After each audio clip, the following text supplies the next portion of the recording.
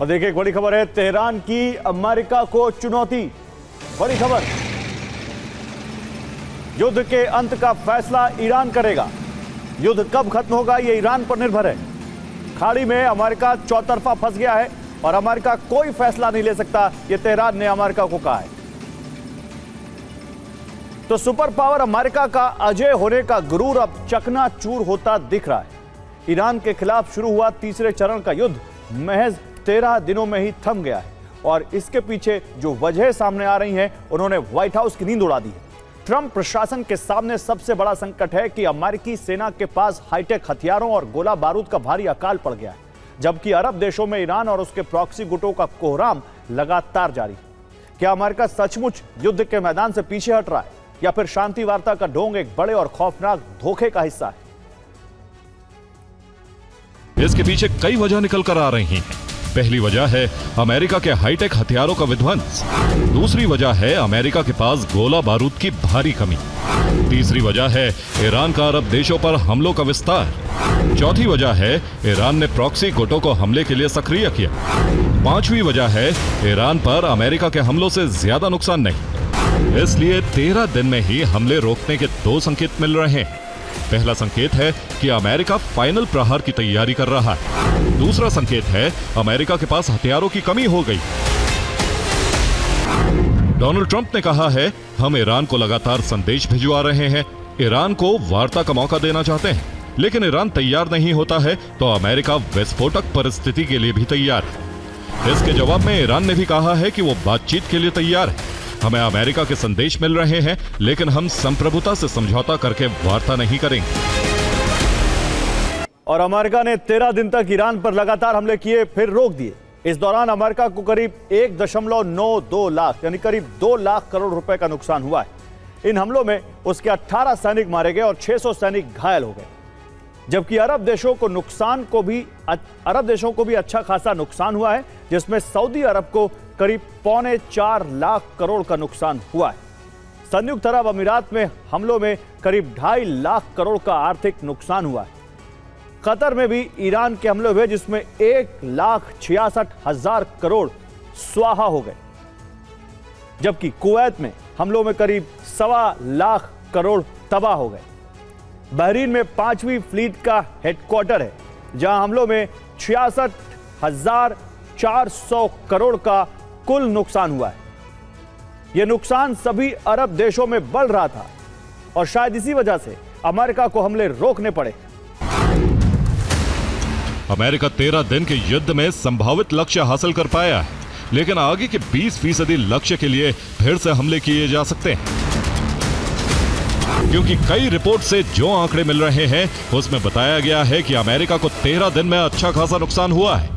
अगर air defence system और radar की बात करें तो नुकसान करीब 62,250 करोड़ रुपए। इसमें 4 पेट्रियट एयर डिफेंस सिस्टम और 6 पेट्रियट रडार ईरान ने तबाह कर दिए।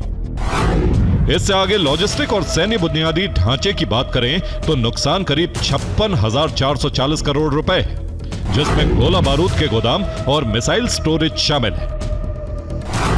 इसी तरह विमान, ड्रोन और हेलीकॉप्टर का अनुमान लगाएं तो करीब 29,050 करोड़ रुपए का नुकसान हुआ है, जिसमें F-15 fighter jet, P-8 maritime petrol aircraft, C-17 transport विमान, एरियल रिफ्यूलिंग टैंकर के साथ करीब 17 ड्रोन तबाह हुए, जबकि कमांड और कम्युनिकेशन सेंटर में नुकसान करीब 23,240 करोड़ रुपए, जो अरब देशों में बने नेटवर्क का हिस्सा है। और 4 चरण में अमेरिका ईरान को तबाह कर सकता है। पहले चरण में सुरक्षा चक्र ध्वस्त कर दिया जाएगा, जिसमें कमांड एंड कंट्रोल रणनीति अपनाई जाएगी। हमले से रडार सिस्टम को अंधा कर दिया जाएगा। फिर S-300 सिस्टम को ध्वस्त किया जाएगा, जबकि दूसरे चरण में परमाणु और मिसाइल ठिकाने तबाह किए जा सकते हैं। इसके लिए मिसाइल सिटी और ड्रोन सेंटर पर हमले किए जाएंगे। B-2 स्पिरिट और B-21 बॉम्बर्स का इस्तेमाल होगा। बंकर बस्टर और टोमाहॉक मिसाइलें वॉर रेडी की जा रही हैं। तीसरे चरण में एनर्जी इंफ्रा पर हमला किया जा सकता है। इसके जरिए खर्ग आइलैंड पर तबाही मचाई जाएगी। रिफाइनरियों पर हमले और टारगेट पर नेवल फोर्स है, जिसके जरिए हॉर्मुज में नाकाबंदी हटाने की तैयारी। चौथा और फाइनल चरण साइबर और इलेक्ट्रॉनिक युद्ध का हो सकता है। इसके जरिए पावर ग्रिड पर अटैक किया जाएगा, संचार व्यवस्था तबाह की जाएगी, इंटरनेट सप्लाई तोड़ी जाएगी और सैटेलाइट सुविधा रोकी जाएगी। इतनी तबाही के बाद जनता खुद ब खुद ईरान में तख्ता पलट कर सकती है। लेकिन इसके लिए इजराइल और अमेरिका में सहमति होनी जरूरी है। बेंजामिन चाहते हैं कि अमेरिका के साथ वो भी हमले में शामिल है। साथ ही परमाणु ठिकानों को ध्वस्त करने के लिए स्पेशल ऑपरेशन चलाया जाए और ऐसा तुरंत होना चाहिए। और ईरानी प्रॉक्सी के निशाने पर सऊदी, बड़ी खबर। यमन के बाद इराक से हुआ हमला। इराक के विद्रोहियों ने भी ड्रोन दागे हैं और हूती भी कर रहा है सऊदी पर हमला।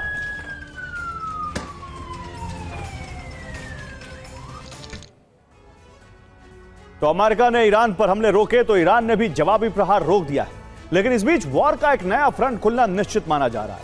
ईरान के जहाज पर यूक्रेन के हमले के बाद ईरान लगातार धमकी दे रहा है। ईरानी विदेश मंत्री ने कहा है कि ईरान जवाब दिए बिना यूक्रेन को बख्शने वाला नहीं है। ऐसे में माना जा रहा है कि अमेरिका बनाम ईरान के बाद अब ईरान बनाम यूरोप की जंग भड़क सकती है। अमेरिका में ज़ेलेंस्की और इजरायली पीएम नेतन्याहू ट्रंप से मिलने वाले। ऐसे में माना जा रहा है कि शायद ईरान को चौतरफा घेरने की एक बड़ी रणनीति फाइनल होने जा रही है। क्या ईरान अमेरिका से जंग के बीच यूक्रेन की एंट्री सिर्फ संयोग है या फिर यह ट्रंप का एक चक्रव्यूह? यूक्रेन के लिए अमेरिका से हथियार सप्लाई बंद है। ज़ेलेंस्की ट्रंप से हथियारों की बड़ी डिमांड रखेंगे। ज़ेलेंस्की ईरान पर हमले करके यूएस की मदद करेंगे। यूक्रेन के हमले के बाद ईरान बौखलाया हुआ है। ईरान से यूक्रेन के लिए हमले की धमकी आ चुकी है। ईरान ने यूक्रेन को मुंह तोड़ जवाब देने की धमकी दी। यूरोप अमेरिका ईरान की जंग से अब तक दूर है। नाटो समिट में ट्रंप ने यूरोप से दूरी और बढ़ा ली। यूरोप 13 दिनों की जंग के दौरान न्यूट्रल बना रहा। ईरानी विदेश मंत्री अब्बास अराक्ची ने कहा है कि ज़ेलेंस्की ने ईरान के एक कमर्शियल जहाज पर हमला किया, जिसमें एक नाविक की मौत हो गई। यह इजराइल के कहने पर किया गया यूएन चार्टर का खुला उल्लंघन था, ताकि यूरोप को अपनी लड़ाई में घसीटा जा सके। और ईरान के पास ऐसे कई हथियार हैं जिससे यूक्रेन के किसी भी शहर को तबाह किया जा सकता है। खुर्रम शहर 4 ईरान की सबसे आधुनिक और घातक मिसाइल है। इसकी रेंज 2000 किलोमीटर है और यह यूक्रेन के हर शहर को टारगेट कर सकती है। ईरान दावा करता है कि मिसाइल 2 टन वजनी वॉरहेड ले जा सकती है। क्लस्टर वॉरहेड से हमला हुआ तो यूक्रेन में भारी तबाही हो सकती है। ईरान की सेजिल मिसाइल की रेंज भी 2000 किलोमीटर है। यह 700 किलो विस्फोटक से धमाका करती है। इसकी रफ्तार बेहद तेज है और कुछ ही मिनटों में ईरान से यूक्रेन तक पहुंच सकती है। इमाद की मिसाइल की रेंज 1950 किलोमीटर है, लेकिन इसे कैस्पियन से लॉन्च किया गया तो यह 750 किलो के विस्फोटक से यूक्रेनी शहरों में धमाका कर सकती है। ईरान के पास शाहिद 136 जैसा ड्रोन है जिसकी रेंज 2500 किलोमीटर है। यह 40 किलो के विस्फोटक का धमाका करता है और इसकी रफ्तार 180 किलोमीटर प्रति घंटा है। ईरान के पास कई लॉन्ग रेंज ड्रोन है, अर्श-2, मुआज़र 10 और मुआज़र 6। इन तीनों ड्रोन की रेंज 2000 से 2500 किलोमीटर तक है और ईरान चाहे तो यूक्रेन में ड्रोन हमले करके भारी तबाही मचा सकता है। इजराइल पर हमला करके ईरान इन ड्रोन्स की टेस्टिंग बहुत पहले कर चुका है। ओमान की खाड़ी के पास अमेरिका की नाकाबंदी। कैस्पियन के बंदरगाहों पर यूक्रेन हमले करने लगेगा। कैस्पियन रूट पर ईरानी जहाज निशाना बनने लगेंगे। कीव में तबाही से यूरोपीय देश भड़क उठेंगे। फ्रांस, जर्मनी जैसे देशों का एक्शन शुरू हो सकता है।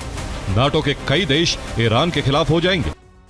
और कैस्पियन सागर में बंदर अंजाली पोर्ट ईरान का सबसे प्रमुख बंदरगाह है। इस बंदरगाह पर भी IRGC की नौसेना की तैनाती है।